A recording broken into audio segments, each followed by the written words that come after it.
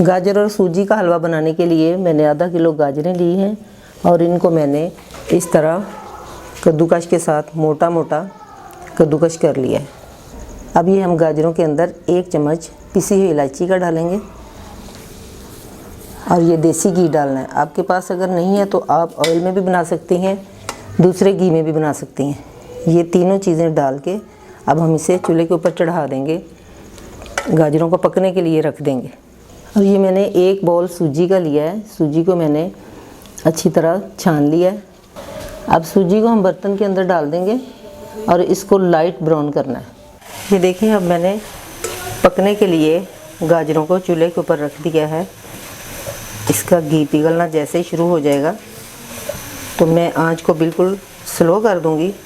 अब हम कवर कर देते हैं। देखिए, गाजरें हमारी पक रही हैं। अभी ये गली नहीं है, ये अपने ही पानी में पक रही हैं। अब हम इसके अंदर चीनी डाल देंगे। ये मैंने तकरीबन आधा बाउल चीनी का लिया है। चीनी डाल के इसे अच्छी तरह मिक्स कर देना।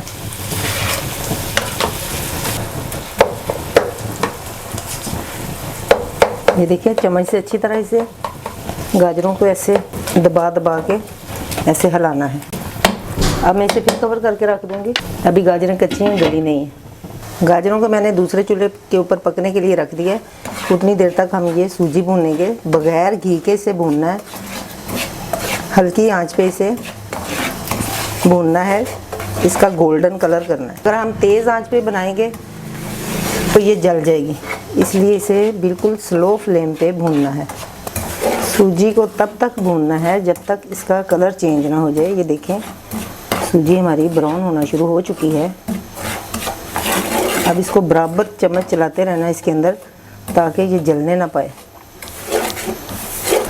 ये देखें, सूजी हमारी ब्राउन हो चुकी है। अब हम इसे चूल्हे से उतार लेंगे। इसी तरह का कलर चाहिए हमें। ये बहुत अच्छी भून चुकी है। आधा पानी गाजरों का खुश्क हो गया है। जब गाजरों का आधा पानी खुश्क हो जाए तो फिर इसके अंदर सूजी डालनी है। अब हम इसके अंदर ये सूजी डाल देंगे।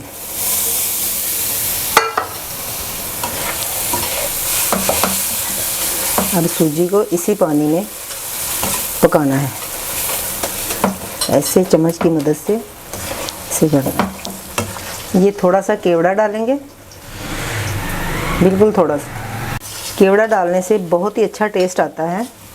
केवड़ा डालने के बाद हम इसे फिर कवर कर देंगे थोड़ी देर के लिए। गाजर और सूजी का हलवा बनके बिल्कुल तैयार हो गया है। इसका टेक्सचर देखें कितना अच्छा आया है। अब हम इसके अंदर बादाम और अखरोट डाल देंगे। आपके पास जो भी ड्राई फ्रूट हैं डाल सकती हैं। फिर इसे मिक्स कर देना। हलवा हमारा तैयार हो गया है। आप इसके अंदर किशमिश भी डाल सकती हैं, जो आपका दिल चाहे डालें। ये बहुत ही मज़ेदार हलवा बना है। आप भी बनाएं, एंजॉय करें, सब घर वालों को बना के खिलाएं और मुझे कमेंट करें कि आपको ये मेरी रेसिपी कैसी लगी है।